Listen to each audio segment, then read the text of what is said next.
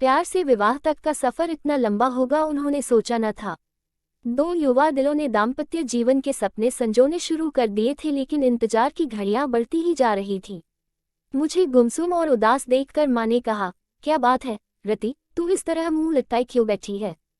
कई दिन से मनोज का भी कोई फोन नहीं आया। दोनों ने आपस में झगड़ा कर लिया क्या? नहीं माँ, रोज रोज क्या बात करें। कितने दिनों से शादी की तैयारी कर रहे थे, सब व्यर्थ हो गई। यदि मनोज के दादाजी की मौत न हुई होती तो आज तेरी शादी को 15 दिन हो चुके होते।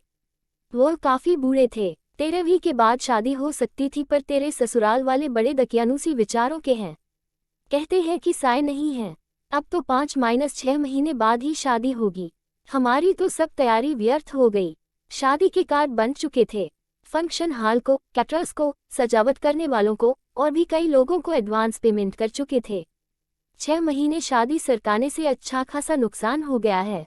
इसी बात से तो मनोज बहुत डिस्टर्ब है माँ, पर कुछ कह नहीं पाता। बेटा, हम भी कभी तुम्हारी उम्र के थे। तुम दोनों के एहसास को समझ सकते हैं, पर हम चाहकर भी कुछ नहीं कर सकते।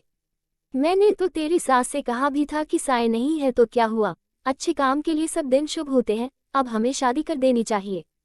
मेरा इतना कहना था कि वह तो भड़क गई और कहने लगी, आपके लिए सब दिन शुभ होते होंगे, पर हम तो सायों में भरोसा करते हैं। हमारा इकलौता बेटा है, हम अपनी तरफ से पुरानी मान्यताओं को अनदेखा कर मन में कोई वहम पैदा नहीं करना चाहते। रति सोचने लगी कि मम्मी इससे ज्यादा क्या कर सकती है और मैं भी क्या करूं। मम्मी को कैसे बताऊं कि मनोज क्या चाहता है। नर्सरी से इंटर तक हम दोनों साथ साथ पढ़े थे, किंतु दोस्ती इंटर में आने के बाद ही हुई थी। इंटर के बाद मनोज इंजीनियरिंग करने चला गया और मैंने भी एससी में दाखिला ले लिया था। कॉलेज अलग होने पर भी हम दोनों छुट्टियों में कुछ समय साथ बिताते थे। बीच में फोन पर बातचीत भी कर लेते थे। कंप्यूटर पर चैट हो जाती थी। एमएससी में आते ही मम्मी पापा ने शादी के लिए लड़का तलाशने की शुरुआत कर दी। मैंने कहा भी कि मम्मी एमएससी के बाद शादी करना, पर उनका कहना था कि तुम अपनी पढ़ाई जारी रखो, शादी कौन सी अभी हुई जा रही है, अच्छा लड़का मिलने में भी समय लगता है। शादी की चर्चा शुरू होते ही मनोज की छवि मेरी आंखों में तैर गई थी। यूं हम दोनों एक अच्छे मित्र थे, पर तब तक शादी करने के वादे हम दोनों ने एक दूसरे से नहीं किए थे। साथ मिलकर भविष्य के सपने भी नहीं देखे थे, पर मम्मी द्वारा शादी की चर्चा करने पर मनोज का ख्याल आना, क्या इसे प्यार समझूं? क्या मनोज भी यही चाहता है? कैसे जानूं उसके दिल की बात? मुलाकात में मनोज से मम्मी द्वारा शादी की पेशकश के बारे में बताया तो वह बोला, इतनी जल्दी शादी कर लोगी? अभी तो तुम्हें 2 वर्ष एससी करने में ही लगेंगे। फिर कुछ सोचते हुए बोला था, सीधे सीधे बताओ, क्या मुझसे शादी करोगी? पर अभी मुझे सेटल होने में कम से कम 2-3 वर्ष लगेंगे। प्रसन्नता की एक लहर तनमन को छू गई थी। सच कहूं मनोज, जब मम्मी ने शादी की बात की तो एकदम से मुझे तुम याद आ गए थे। क्या यही प्यार है? मैं समझता हूँ यही प्यार है। देखो, जो बात अब तक नहीं कह सका था, तुम्हारी शादी की बात उठते ही मेरे मुंह पर आ गई और मैंने तुम्हें प्रपोज कर डाला। अब जब हम दोनों एक दूसरे से चाहत का इजहार कर ही चुके हैं तो फिर इस विषय में गंभीरता से सोचना होगा। सोचना ही नहीं होगा रति, तुम्हें अपने मम्मी पापा को इस शादी के लिए मनाना भी होगा। क्या तुम्हारे घर वाले मान जाएंगे? देखो, अभी तो मेरा इंजीनियरिंग का अंतिम साल है, मेरी कैट की कोचिंग भी चल रही है, उसकी भी परीक्षा देनी है। वैसे हो सकता है इस साल किसी अच्छी कंपनी में प्लेसमेंट मिल जाए, क्योंकि कॉलेज में बहुत सी कंपनियां आती हैं और जॉब ऑफर करती है। अच्छा ऑफर मिला तो मैं स्वीकार कर लूंगा और जैसे ही शादी की चर्चा शुरू होगी मैं तुम्हारे बारे में बता दूंगा। प्यार का अंकुर तो हमारे बीच पनप ही चुका था और हमारा ये प्यार अब जीवन साथी बनने के सपने भी देखने लगा था। अब इसका जिक्र अपने अपने घर में करना जरूरी हो गया था। मैंने मम्मी को मनोज के बारे में बताया तो वह बोली, वह अपनी जाति का नहीं है, ये कैसे हो सकता है? तेरे पापा तो बिल्कुल नहीं मानेंगे। क्या मनोज के माता पिता तैयार हैं? अभी तो इस बारे में उसके घर वाले कुछ नहीं जानते। फाइनल परीक्षा होने तक मनोज को किसी अच्छी कंपनी में जॉब का ऑफर मिल जाएगा और रिजल्ट आते ही वह कंपनी ज्वाइन कर लेगा। उसके बाद ही वह अपने मम्मी पापा से बात करेगा। क्या जरूरी है कि वह मान ही जाएंगे? मम्मी, मुझे पहले आपकी इजाजत चाहिए। यह फैसला मैं अकेले कैसे ले सकती हूँ? तुम्हारे पापा से बात करनी होगी। उनसे बात करने के लिए मुझे हिम्मत जुटानी होगी। यदि पापा तैयार नहीं हुए तो तुम क्या करोगी? करना क्या है मम्मी, शादी होगी तो आपके आशीर्वाद से ही होगी, वरना नहीं होगी। इधर मेरा एमएससी फाइनल शुरू हुआ। उधर इंजीनियरिंग पूरी होते ही मनोज को एक बड़ी कंपनी में अच्छा स्लॉट मिल गया था और यह भी करीब तय था कि भविष्य में कभी भी कंपनी उसे यूएस भेज सकती है। मनोज के घर में भी शादी की चर्चा शुरू हो गई थी। मैंने मम्मी को जैसे तैसे मना लिया था और मम्मी ने पापा को, किंतु मनोज की मम्मी इस विवाह के लिए बिल्कुल तैयार नहीं थी। इस फैसले से मनोज के घर में तूफान उठ खड़ा हुआ था। उसके घर में पापा से ज्यादा उसकी मम्मी की चलती है। ऐसा एक बार मनोज ने ही बताया था। मनोज ने भी अपने घर में ऐलान कर दिया था कि शादी करूंगा तो रति से, वरना किसी से नहीं। आखिर मनोज के बहनोई ने अपनी तरह से मम्मी को समझाया था, मम्मी आपकी यह जिद मनोज को आपसे दूर कर देगी। आजकल बच्चों की मानसिक स्थिति का कुछ पता नहीं चलता कि वह कब क्या कर बैठें। आज के ही अखबार में समाचार है कि माता पिता की स्वीकृति न मिलने पर प्रेमी प्रेमिका ने आत्महत्या कर ली। वह दोनों बालिग हैं। मनोज अच्छा कमा रहा है। वह चाहता तो अदालत में शादी कर सकता था, पर उसने ऐसा नहीं किया और आपकी स्वीकृति का इंतजार कर रहा है। अब फैसला आपको करना है। मनोज के पिता ने कहा था, बेटा मुझे तो मनोज की इस शादी से कोई इतराज नहीं है।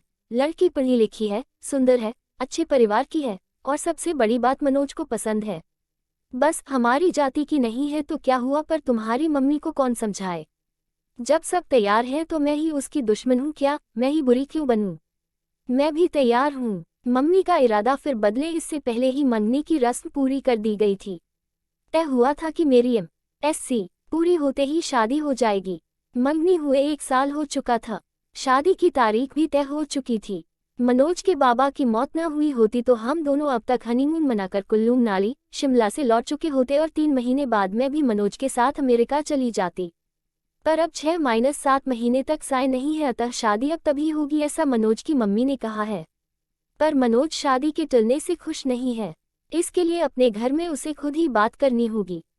हाँ, यदि मेरे घर से कोई रुकावट होती तो मैं उसे दूर करने का प्रयास करती, पर मैं क्या करूं। माना कि उसके भी कुछ जज्बात हैं। 4-5 वर्षों से हम दोस्तों की तरह मिलते रहे हैं, प्रेमियों की तरह साथ साथ भविष्य के सपने भी बुनते रहे हैं, किंतु मनोज को कभी इस तरह कमजोर होते नहीं देखा।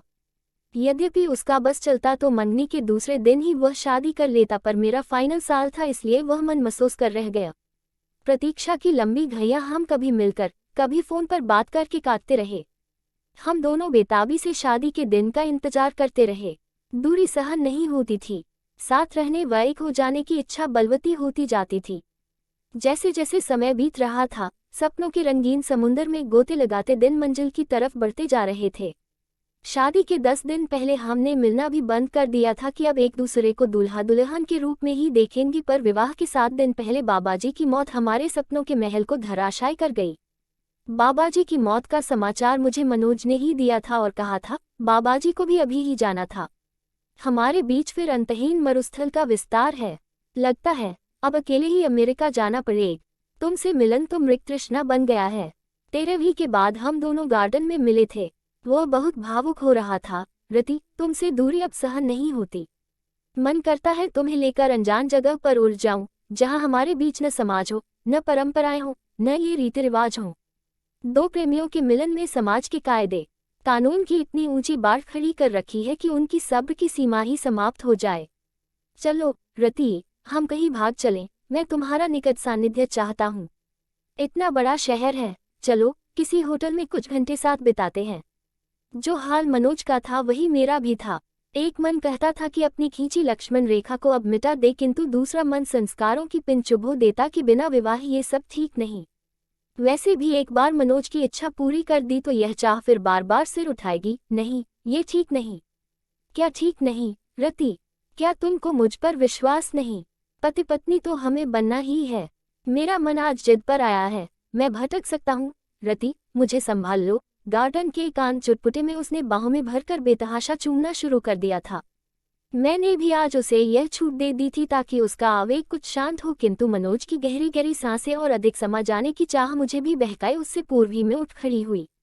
अपने को संभालो मनोज, ये भी कोई जगह है बहकने की। मैं भी कोई पत्थर नहीं, इंसान हूँ। कुछ दिन अपने को और संभालो। इतने दिन से अपने को संभाल ही तो रहा हूँ। जो तुम चाह रहे हो वह हमारी समस्या का समाधान तो नहीं है। स्थायी समाधान के लिए अब हाथ पैर मारने होंगे। चलो, बहुत जोर से भूख लगी है, एक गर्मागर्म कॉफी के साथ कुछ खिला दो। फिर इस बारे में कुछ मिलकर सोचते हैं। रेस्टोरेंट में बैरे को ऑर्डर देने के बाद मैंने ही बात शुरू की। मनोज, तुम्हें अब एक ही काम करना है, किसी तरह अपने माता पिता को जल्दी शादी के लिए तैयार करना है, जो बहुत मुश्किल नहीं। आखिर वे हमारे शुभचिंतक हैं। तुमने उनसे एक बार भी कहा कि शादी इतने दिन के लिए न टालकर अभी कर दें? नहीं, ये तो नहीं कहा। तो अब कह दो। कुछ पुराना छोड़ने और नए को अपनाने में हरेक को कुछ हिचक होती है। अपनी इंटरकास्ट मैरिज के लिए आखिर वह तैयार हो गए न? तुम देखना, बिना सायों की शादी करने को भी वह जरूर मान जाएंगे। मनोज के चेहरे पर खुशी की एक लहर दौड़ गई थी। तुम ठीक कह रही हो रति, ये बात मेरे ध्यान में क्यों नहीं आई? खाने के बाद तुम्हें घर पर छोड़ देता हूँ। कोर्ट मैरिज की डेट भी तो पास आ गई है, उसे भी आगे नहीं बढ़ाने दूंगा। ठीक है, अब मैरिज वाले दिन कोर्ट में ही मिलेंगे। मेरे आज के व्यवहार से डर गई क्या? इस बीच फोन करने की इजाजत तो है या वह भी नहीं है? चलो, फोन करने की इजाजत दे देते हैं। रजिस्ट्रार के ऑफिस में मैरिज की फॉर्मेलिटी पूरी होने के बाद हम दोनों अपने परिवार के साथ बाहर आए तो मनोज के जीजाजी ने कहा, मनोज, अब तुम दोनों की शादी पर कानून की मुहर लग गई है। रति अब तुम्हारी हुई। ए जमाई बाबू, ये इंडिया है, वह तो वीजा के लिए ये सब करना पड़ा है, वरना इसे हम शादी नहीं मानते। हमारे घर की बहू तो रति विवाह संस्कार के बाद ही बनेगी, मेरी मम्मी ने कहा। वो तो मजाक की बात थी मम्मी, अब आप लोग घर चलें। मैं तो इन दोनों से पार्टी लेकर ही आऊंगा। होटल में खाने का ऑर्डर देने के बाद मनोज ने अपने जीजाजी से पूछा, जीजाजी, मम्मी तक हमारी फरियाद अभी पहुंची या नहीं? साले साहब, क्यों चिंता करते हो? हम दोनों हैं न तुम्हारे साथ। अमेरिका आप दोनों साथ ही जाओगे। मैंने अभी बात नहीं की है, मैं आपकी इस कोर्ट मैरिज हो जाने का इंतजार कर रहा था। आगे मम्मी को मनाने की जिम्मेदारी आपकी बहन ने ली है। इससे भी बात नहीं बनी तो फिर मैं कमान संभालूंगा। हाँ भैया, मैं मम्मी को समझाने की पूरी कोशिश करूंगी। उद्धरण, हाँ, तू कोशिश कर ले, न माने तो मेरा नाम लेकर कह देना। आप अब शादी करो या न करो, भैया भाभी को साथ लेकर ही जाएंगे। वाह भैया, आज तुम सचमुच बड़े हो गए हो। आफ्टर ऑल अब मैं एक पत्नी का पति हो गया हूँ। ओके भैया, अब हम लोग चलेंगे। आप लोगों का क्या प्रोग्राम है? कुछ देर घूम घाम कर पहले रति को उसके घर छोड़ूंगा, फिर अपने घर जाऊंगा। मेरे गले में बाहें डालते हुए मनोज ने शरारत से देखा। हाँ रति, अब क्या कहते हो? तुम्हारे संस्कार मुझे पति मानने को तैयार है या नहीं? आंखें नचाते हुए मैं चाहा कि अब तुम 90% मेरे पति हो, यानी 10% की अब भी कमी रह गई है, अभी और इंतजार करना पड़ेगा। उस दिन का मुझे अफसोस है मनोज, पर अब मैं तुम्हारी हूँ। उद्धरण।